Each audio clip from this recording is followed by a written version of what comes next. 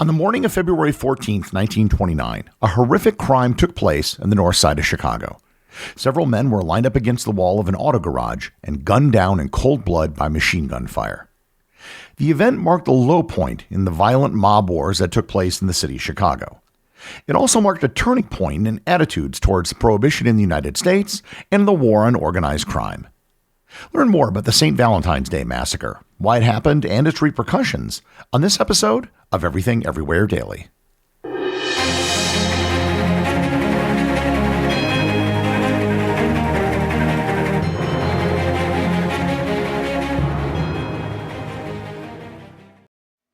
This episode is sponsored by Quince. I don't think most people would consider me the most stylish guy. I don't really see the point in spending a ton of money to try to be fashionable. But with Quince, I can get high-end versatile pieces at prices that I can actually afford.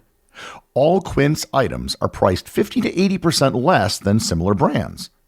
By partnering directly with top factories, Quince cuts out the cost of the middleman and passes the savings directly onto you. And Quince only works with factories that use safe, ethical, and responsible manufacturing practices, along with premium fabrics and finishes. I recently got a set of Turkish bath towels from Quince that look great and feel great too. Indulge in affordable luxury. Go to quince.com/daily for free shipping on your order and 365-day returns. That's QUINCE.com/daily to get free shipping and 365-day returns. Quince.com/daily. Welcome to Nada Yada Island. Next on Metro's Nada Yada Island podcast. I almost fainted when the 4 new bomb shelves arrived. 4 free Samsung Galaxy A16 5G phones at Metro. No way. And finding out the 4th line is free. Oh, things got heated. That's wild. Join Metro and get 4 free Samsung 5G phones. Only at Metro.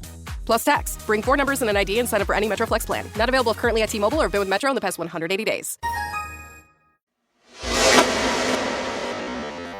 The St. Valentine's Day Massacre wasn't the worst event in the history of organized crime, but it has an outsized place in the American psyche. Part of this has to do with the day it took place, the subsequent name it was given, and the parties involved. However, part of its fame can also be credited to what happened after the event and how it ended up shaping history. Before the St. Valentine's Day Massacre, Chicago was a city dominated by organized crime, rampant corruption, and prohibition-fueled violence. The 1920s, often called the Roaring Twenties, saw an explosion of illicit activities due to the nationwide ban of alcohol under the 18th Amendment, aka Prohibition. This era turned Chicago into a battlefield for rival gangs, with bootlegging, gambling, and extortion driving an underground economy. The 1919 Volstead Act made it illegal to manufacture, sell, or transport alcoholic beverages, but demand for liquor remained high. Criminal organizations saw a massive business opportunity, leading to the rise of powerful gangsters who controlled speakeasies, distilleries, and distribution networks. There were 2 rival organizations that came to prominence in Chicago during this period, and the first was known as the Chicago Outfit. The Chicago Outfit rose to power during the early 20th century, fueled by opportunities created by Prohibition and the city's deeply entrenched corruption. Its origins trace back to the Italian-American crime syndicates that operated in Chicago's underworld before World War I. Under the leadership of Big Jim Colosimo, the outfit initially focused on the typical gambling, prostitution, and extortion. However, Colosimo was resistant to entering the bootlegging business when Prohibition began, a decision that would cost him his life. In 1920, Colosimo was assassinated, allegedly on the orders of his protege, Johnny Torrio, who saw the immense financial potential in illegal alcohol distribution.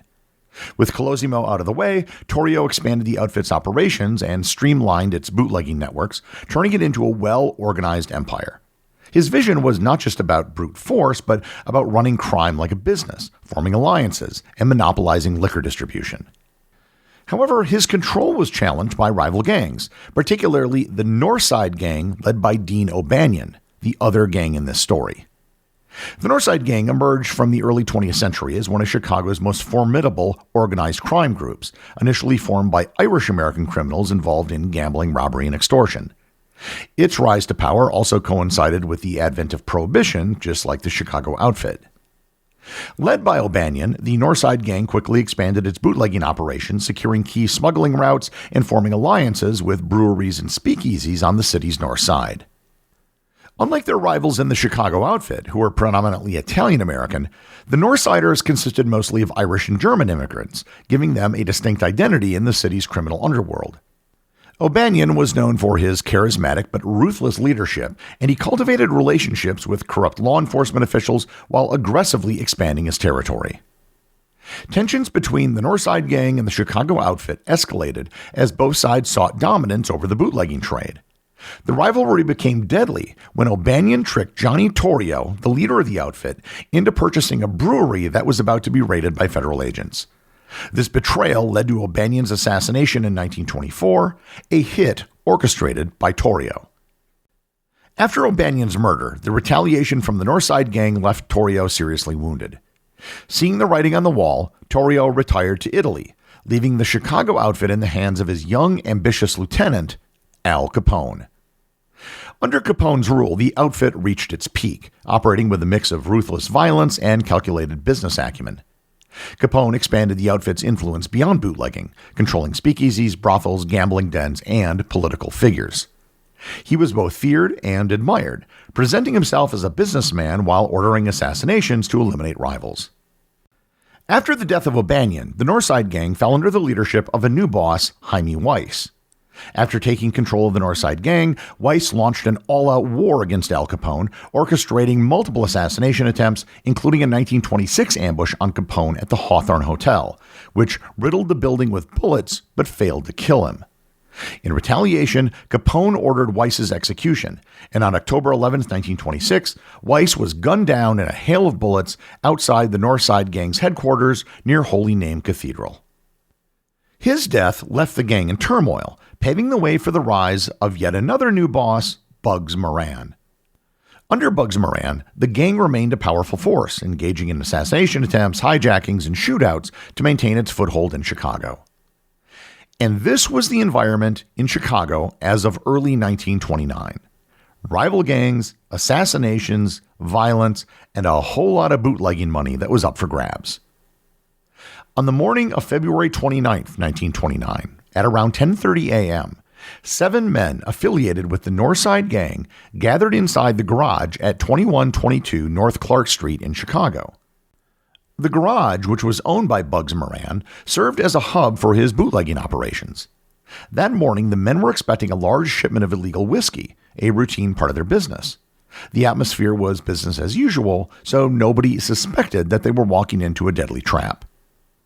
The 7 men that were there were Peter and Frank Gusenberg, who were Northside Gang enforcers, Albert Kachalek, Moran's second-in-command, Adam Heyer, a Northside Gang bookkeeper and business manager, Reinhard Schwimmer, a gang associate and optometrist, John May, a gang mechanic who actually wasn't believed to be a criminal, and Albert Weinshank, a gang associate mistaken for Bugs Moran. Suddenly, a black Cadillac resembling a police car pulled up outside of the garage. Witnesses saw 5 men step out. 2 of them were dressed in Chicago police uniforms, while the others were wearing civilian clothes. To anyone watching from the outside, it appeared to be a law enforcement raid. The men in uniforms entered the garage first, barking orders at the gangsters inside, demanding that they line up against the back wall. Believing that they were simply being arrested, the gangsters complied without resistance, assuming that they could bribe their way out of trouble as they've done many times before. With the victim standing defenseless against a brick wall, the supposed officers suddenly pulled out Thompson submachine guns and opened fire. The gunmen unleashed a brutal volley of bullets, firing over 70 rounds into their targets. The force of the attack shredded the bodies, leaving them slumped over, soaked in blood. To ensure that no one survived, the killers walked up and delivered finishing shots at point-blank range. When the shooting stopped, the garage was eerily silent, filled only with the scent of gunpowder and the sight of lifeless bodies sprawled in pools of blood. In a final deceptive move, the uniformed gunmen marched their civilian-dressed accomplices out at gunpoint as if making arrests before calmly driving away in their fake police car. The ruse was designed to fool any witnesses into thinking that a legitimate police raid had taken place, preventing any immediate suspicion of foul play. Minutes later, however, the real police arrived to find a horrific scene. 6 of the 7 men were dead, their bodies riddled with bullets. But one man, Frank Gusenberg, was still clinging to life despite being shot 14 times. When the police questioned him about who was responsible, he refused to name his attackers, uttering only the words, "Nobody shot me," before succumbing to his wounds and dying. By sheer luck, Bugs Moran himself had avoided the massacre. He had been running late that morning and upon seeing the fake police officers enter the garage, decided to wait outside. When the gunfire erupted, he quickly fled the scene, unknowingly escaping an assassination attempt that had been planned specifically for him. The massacre, while failing to kill Bugs Moran, effectively wiped out his top enforcers and severely weakened his gang, allowing Al Capone to assert near total control over Chicago's criminal underworld. The aftermath of the St. Valentine's Day massacre sent shockwaves through Chicago and indeed the entire nation. The sheer brutality of the killings, 7 men lined up and executed in cold blood, was unlike anything the public had seen before, even in a city notorious for gang violence. While organized crime had long been an open secret, the massacre exposed its merciless nature in a way that was impossible to ignore. The image of the blood-soaked garage captured in crime scene photos and published in newspapers across the country horrified the public and turned sentiment against the unchecked violence of the Prohibition era. Although Al Capone was widely suspected of orchestrating the attack, he was never directly charged. At the time of the massacre, he was in Florida, providing him with a convenient alibi. His rival, Bugs Moran, immediately blamed Capone, stating, quote, "Only Capone kills like that." However, without any surviving witnesses or concrete evidence linking Capone to the crime, law enforcement was unable to prosecute him for the killings. Even Frank Gusenberg, the only victim who briefly survived, refused to identify his attackers before dying from his injuries. The lack of convictions for the massacre only deepened public frustration with law enforcement's inability to control organized crime. The massacre also placed immense pressure on politicians and law enforcement to take stronger action against Chicago's rampant gang violence. The city's police force, which was notoriously corrupt and often in the pockets of gangsters, faced public scrutiny. As a result, the federal government became involved in investigating organized crime, particularly focusing on Al Capone. Unable to convict him for murder, authorities shifted their strategy, and federal agents, led by Elliot Ness and the Treasury Department, began pursuing Capone for tax evasion. This shift in approach eventually led to Capone's conviction in 1931, marking the beginning of the downfall of the Chicago outfit's open dominance. More broadly, the massacre intensified calls for the end of Prohibition, as many Americans began to see it as the root cause of the gang wars. Prohibition had made criminals rich and powerful while turning cities into battlegrounds. In the years that followed, momentum grew for repeal, and by 1933, the 18th Amendment was overturned, effectively dismantling the lucrative bootlegging empire that had allowed gangsters like Capone and Moran to thrive. Although the massacre failed to kill Bugs Moran, it decimated the Northside Gang, leaving it weakened and unable to recover its former strength. It also solidified Al Capone's reputation as the most ruthless crime boss in America, although ironically, the attention it brought to him would contribute to his eventual downfall. The St. Valentine's Day Massacre became one of the defining moments of the Prohibition era, a symbol of unchecked criminal violence that ultimately led to increased government intervention and the dismantling of the criminal enterprises that it had enabled. The executive producer of Everything Everywhere Daily is Charles Daniel. The associate producers are Austin Oatkin and Cameron Kiefer. Today's review comes from listener Banter with Boogs over on the Podbean app. They write, "Hi Gary, me and my mom have been listening to you since COVID and are officially part of the Completionist Club. I was one of the people who was in the episode where people sent in voice recordings. You've taught us so much and definitely helped with some trivia nights." Well, thanks, Boogs. I'd like to formally welcome you and your mom to the Completionist Club, and I'm glad to be able to help out on your trivia nights. Remember, if you leave a review or send me a boostagram, you too can have it read on the show.